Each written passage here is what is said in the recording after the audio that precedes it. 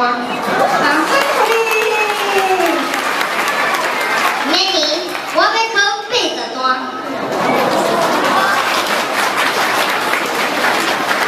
不是我就爱读，就爱背册呢。是爱感谢崇义小状元读经会堂，拢甲我设计好啊。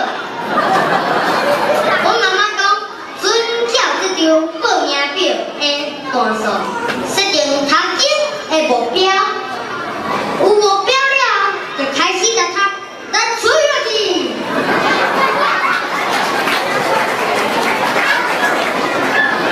读经无撇步，无技术，只要耐心，有一颗坚持的心。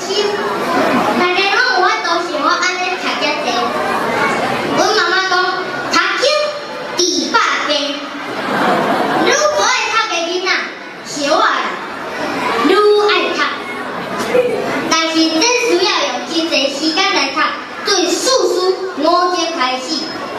第一本要读的是《论语》，接落来《孟子》、《大学》、《中庸》、《易经》、《诗经》、《老子》、《庄子》、东西、宋史、原则、古文等等。囡仔愈早读愈好，读经无撇步，老老实实地读，读愈多，背愈多愈好。唔免急要了解意思，恁的囡仔大汉了，会用一世人的时间去了解，用同款的方法去读，外国经典，学英文，甚至学日文。